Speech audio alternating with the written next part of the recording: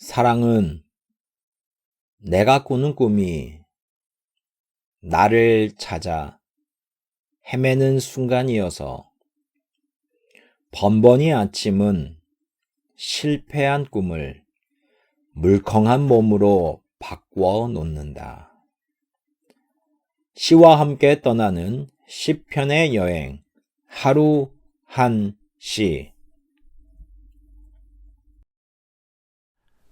안녕하세요. 시와 함께 떠나는 시편의 여행, 하루 한 시, 7번째 시간입니다. 어느덧 이제 시편 6편을 여러분들과 함께 나누게 되었습니다. 언젠가부터 저희 어머니는 저에게 늘 전화나 아니면 만날 때마다 잘하고 있노라고, 수고한다고, 저의 영원한 팬클럽 회장이신 저희 어머니, 제 설교나 아니면 저의 자료를 보신 다음에 늘 최고다, 정말 늘 엄지척을 해주시는 그 어머니의 칭찬이 때로는 저에게 부담도 되지만 큰 힘이 되는 것 같습니다. 이 자리를 빌어서 어머니에게 참 감사의 말씀을 드리고 싶습니다. 며칠 전이었던 것 같습니다. 우리 막둥이가 좀 혼을 내야 되겠다 생각을 하고, 그날은 좀 회초리를 좀 들고 아이를 혼낸 적이 있습니다. 아이가 막 울어요. 막 울더니 저는 상상할 수 없는 일을 우리 막둥이가 저에게 한 겁니다.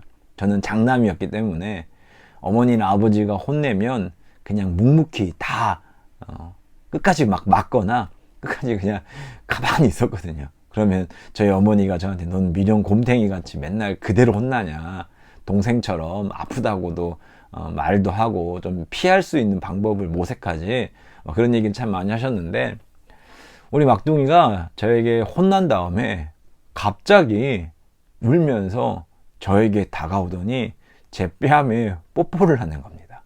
그리고 아빠 미안해요 라고 말을 하는데, 이게 저도 울컥하는 마음이 들기도 하고, 좀 처음 겪어보는 그 감정이었던 것 같습니다. 미묘한 감정. 그 혼났음에도 불구하고 그 아빠에게 안겨서 뽀뽀하면서 오히려 아빠에게 미안하다고 하는, 그 또한 사랑한다고 하는 그 아들의 모습이 나쁘지는 않았습니다. 참 흐뭇하게 그 아이를 바라봤던 기억이 있습니다. 문득 제가 저의 어머니에게 언제 혼났었는지, 아니면 누군가에게 정말 호되게 혼난 적이 언제인지 생각해보는 하루입니다. 제가 참으로 좋아하는 김혜수 씨의 날구지라는 시가 있습니다. 아직도 노모는 나무라실 때 대체 뭐가 되려고 그 모양이니 그런다. 아직 될 것이 남아있다니 꿈같이 기뻐서, 나 아직 할 것이 남아있다니 눈물겹고 기뻐서, 내리는 비를 피하고 있는 처마 및 누군가 날씨가 어째 호되게 꾸중 들은 날 같다 하니까 누군가 엄마한테 흠씬 매맞고 싶은 날이야 그런다. 자신보다 더 젊은 엄마 사진을 꺼내며 꾸지람 속으로 라는 시입니다. 이제는 하나부터 10까지 나 스스로 모든 것을 다 책임져야 하고, 모든 것을 나의 수고만으로 얻어야 하는 그런 성인이 되었습니다. 가끔씩은 내 뒤에서 나보다도 나를 더 잘 알고 나보다도 나를 사랑하시는 우리 어머니, 그 어머니께서 나에게 너 왜 그러니? 정말 호되게 꾸짖지만 그 꾸짖음 속에서 위로받고 싶은 마음, 인정받고 싶은 마음, 조금은 부족하지만 그 어머니의 꾸지름 속에서 그래도 나 하나만큼 끝까지 사랑해주는 누군가가 있구나 라는 그 마음의 평안함을 얻었던 기억들을 생각해 보았습니다. 오히려 꾸중 들어서 정말 내가 잘못된 길을 가고 있으면 그 자리에서 멈출 수 있고 또다시 시작할 수 있는 힘, 그게 바로 우리 어머니의 꾸지람이 아니었을까요? 여러분, 이 시와 이 마음을 가지고 오늘 시편 6편을 함께 읽었으면 좋겠습니다. 오늘은 특별히 송화선 목사님께서 시편 6편의 말씀을 귀하게 읽어주셨습니다. 우리 함께 시편 속으로 들어가 보겠습니다. 시편 제6편 환난 때의 기도. 주님, 분노하며 나를 책망하지 마십시오. 진노하며 나를 꾸짖지 마십시오. 주님, 내 기력이 쇠하였으니 내게 은혜를 베풀어 주십시오. 내 뼈가 마디마다 떨립니다. 주님, 나를 고쳐 주십시오. 내 마음은 걷잡을 수 없이 떨립니다. 주님께서는 언제까지 지체하시렵니까? 돌아와 주십시오, 주님. 내 생명을 건져 주십시오. 주님의 자비로우심으로 나를 구원하여 주십시오. 죽어서는 아무도 주님을 찬양하지 못합니다. 수월에서 누가 주님께 감사할 수 있겠습니까? 나는 탄식만 하다가 지치고 말았습니다. 밤마다 짓는 눈물로 침상을 띄우며 내 잠자리를 적십니다. 사무친 울화로 내 눈은 시력까지 흐려지고 대적들 등살에 하도 울어서 눈이 침침합니다. 악한 일을 하는 자들아, 모두 다 내게서 물러가거라. 주님께서 내 울부짖는 소리를 들어주셨다. 주님께서 내 탄원을 들어주셨다. 주님께서 내 기도를 받아주셨다.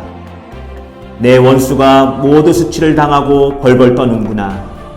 낙담하며 황급히 물러가는구나. 아멘.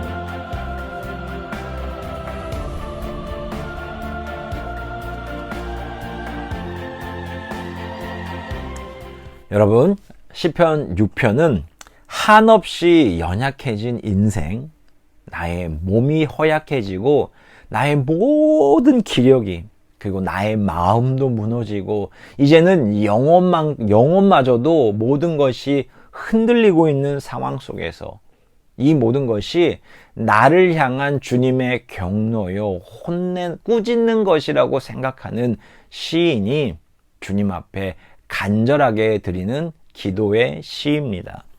많은 사람들은 시편 6편을 참회시라고도 말을 하고요. 때로는 병상시, 병상에서 하나님께 드리는 시다라고 말을 합니다. 어찌되었건 참회건 아니면 병상에서 드리는 시이건 간에 우리가 기억해야 할 것은요. 오늘 시편 6편의 화자는 너무나도 힘든 상황 속에서 하나님 앞에 정말 나를 혼내고 있는 하나님 앞에 하나님 한 번만 봐주세요. 제가 다 앞으로 더 잘할게요. 이런 마음으로 드리고 있는데 중요한 게 있습니다. 나의 이 아픔과 나의 이 어려움들을 외부로 돌리거나 아니면 누구 때문에 라는 것이 아니라 하나님 저 때문이에요. 내가 잘못했어요. 하나님 앞에 말하고 있습니다. 마치 부모 앞에서 정말 혼나고 나서 정말 제발 용서해 주세요 라면서 간절한 마음으로 그 부모님을 바라보는 어린 아이의 모습이 오늘 시편의 모습이 아닐까요? 메시지 성경은 이렇게 번역을 했습니다. 하나님, 이제 나를 그만 혼내소서, 부디 그만 벌하소서. 이 마음이 느껴지는 시인 것 같습니다. 이 시인의 간절함, 그러나 정말 마치 그런 적 있잖아요. 부모님에게 내가 큰 잘못을 했어요. 그래가지고 정말 아버지, 어머니 죄송합니다. 한 번만 용서해 주세요. 다시는 안 그럴게요. 그런데 전혀 그거에 대해서 반응하지 않은 부모님. 평상시 같으면 뭐 앞으로 그렇게 하지 마라. 아니면 앞으로 잘해라. 뭐 이런 얘기도 하지만 침묵하실 때 그 부모님 참 무섭지 않습니까? 오늘 시편은 그렇습니다. 나를 혼내시는 것 같고 나를 벌하시는 것 같은 그 하나님 앞에 하나님 제발 저 좀 그만 혼내세요. 그만 벌하세요. 라고 말을 하는데 하나님이 여전히 침묵이십니다. 차라리 내 이놈! 그러면 마치 우리 막내 아들처럼 하나님 품에 안겨서 뽀뽀라도 하면서 하나님 사랑해요. 하나님 미안해요. 제가 다시 잘할게요. 라고라도 반응할 텐데 전혀 반응 없는 정말 묵뚝뚝한 그 얼굴을 바라보는 어린 아이의 마음이 오늘 시편 화자의 마음입니다.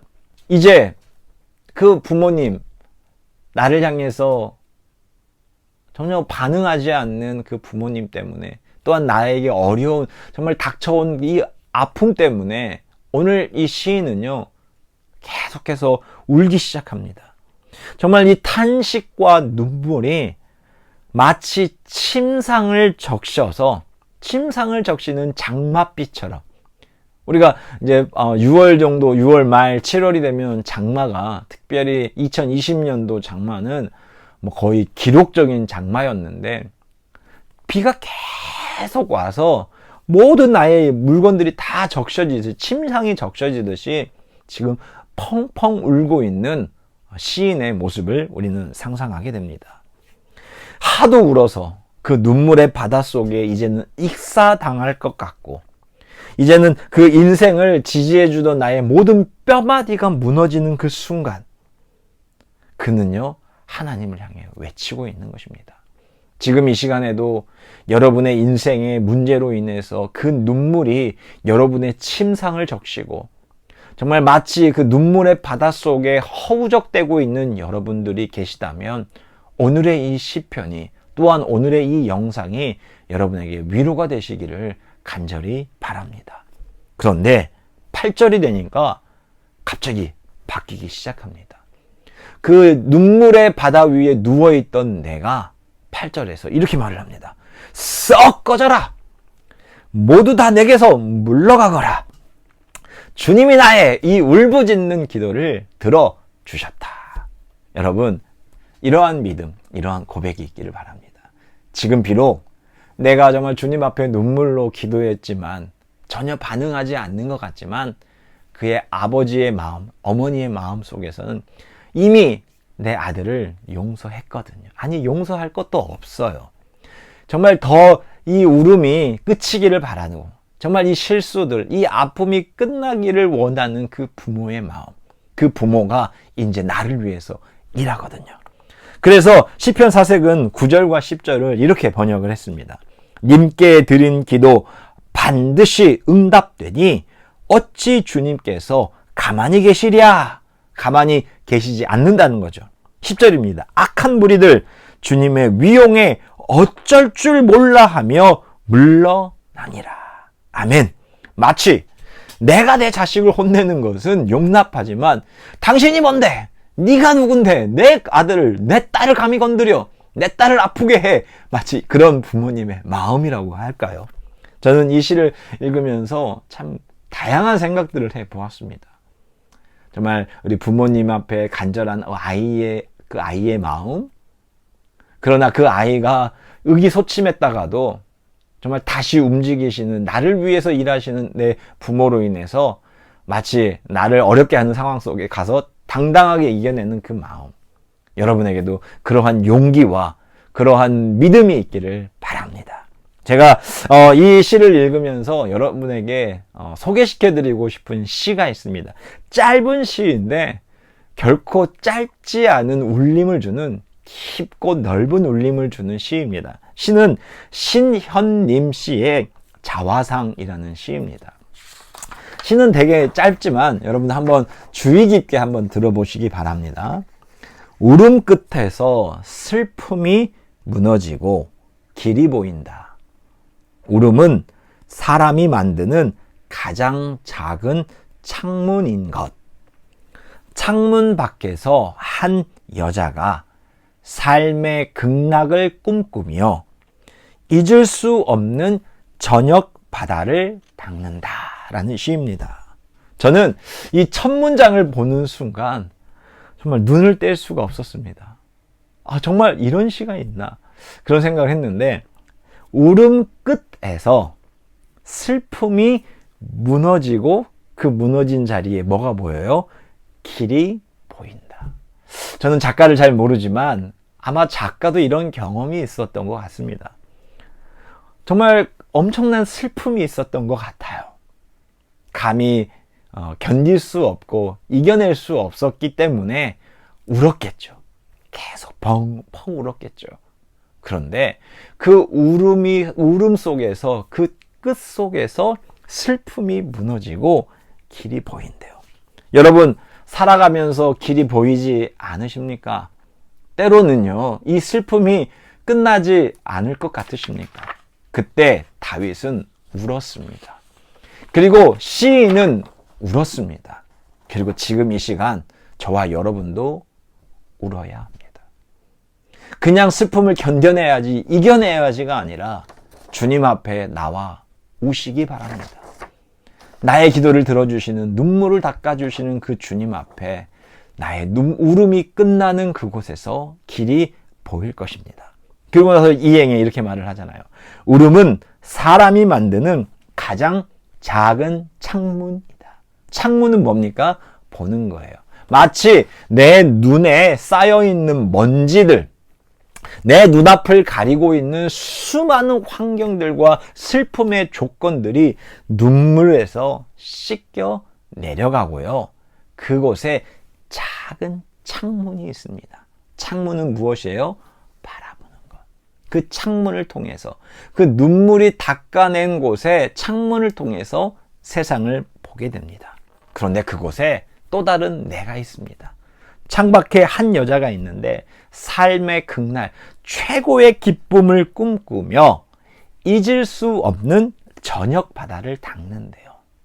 이 바다 어떻게 생겼을까? 저는 아마도 이 시인의 울음이 만들어 놓은, 아니 시인뿐만 아니라 우리의 인생을 살아가는, 이 땅을 살아가는 삶의 극락을 생각하며 살아가는, 그러나 우리의 삶은 슬픔인 상황을 살아가는 수많은 사람들의 눈물이 모인 바다가 아니겠습니까? 그 눈물이 만들어 놓은 작은 틈을 통해서 우리는 저녁바다, 해가 지는 저녁바다, 그 인생의 우리의 황혼기를 바라보며 하루하루를 살아가고자 하는 시인의 마음이 느껴집니다. 좌절을 넘어선 그 창문 너머에 있는 세상, 지금 비록 그곳을 갈 수는 없지만 그곳을 바라보면서 나의 삶을 닦아가고자 하는 시인, 여러분에게 그러한 삶이 되기를 바랍니다. 저는 오늘 이 시편을 읽으면서 요셉이 생각이 났습니다. 요셉이 형님들에게 팔려서 이집트로 끌려갔을 때 얼마나 울었을까요? 형님, 죄송해요. 형님 잘못했어요. 하나님, 제가 잘못했어요. 제가 그러면 안 됐었는데 제발 용서해 주세요. 그런데 이게 웬일입니까? 아무리 눈물로 빌어도 보이질 않습니다. 용서받아야 할 형들이 보이지 않고요. 하나님이 보이지 않습니다. 저는 아마 요셉이 그 이집트로 끌려가는 동안 아마 두 가지 했을 것 같아요. 슬퍼서 울고, 조용히 안 해! 그러면서 마치 회초리로 막 맞으면서 아파서 울고, 차라리 아파서 우는 게 마음이 찢어져서 우는 것보다는 더 낫지 않았을까. 그런데 그 형님에게 버림받고 하나님에게 버림받아 낯선 곳으로 떠났던 요셉, 아마도 그는 그 울음의 끝에서 슬픔이 무너지고 길이 보이지 않았을까요? 하나님께서 왜 나를 이곳에 보냈는지, 그곳에서 생긴 작은 창문을 통해서 나의 삶의 극락을 꿈꾸며 지금도 닦고 있는 한 남자, 한 요셉이 바라봤을 것이고, 그는 그 죄와 그 아픔을 이겨내고 그곳에서 슬픔 너머에서 또 다른 희망을 품고 살아갔을 것입니다.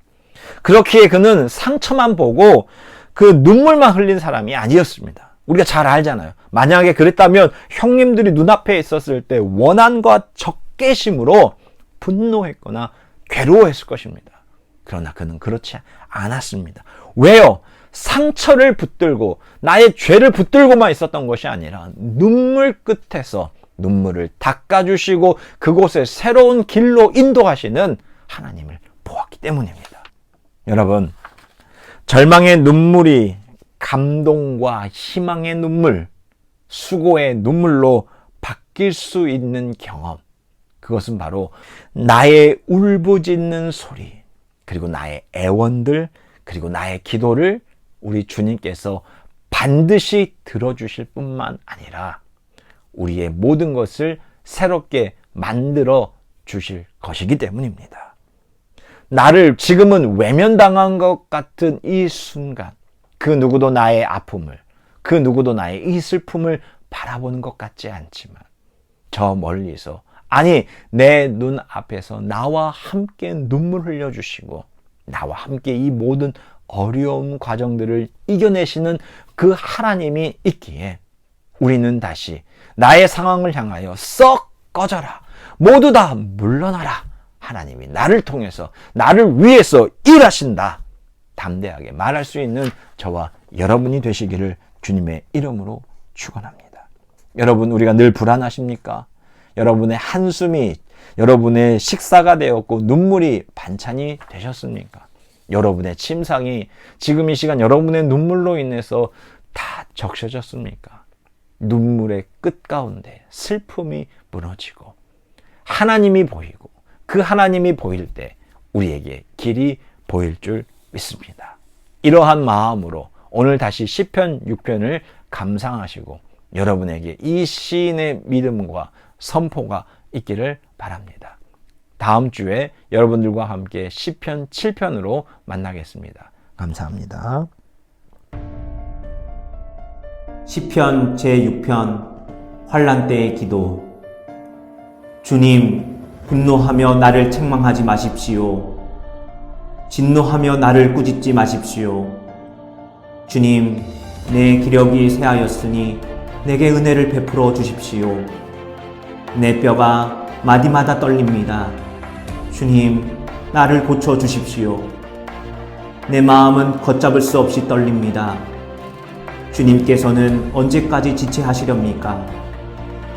돌아와 주십시오, 주님. 내 생명을 건져 주십시오. 주님의 자비로우심으로 나를 구원하여 주십시오. 죽어서는 아무도 주님을 찬양하지 못합니다.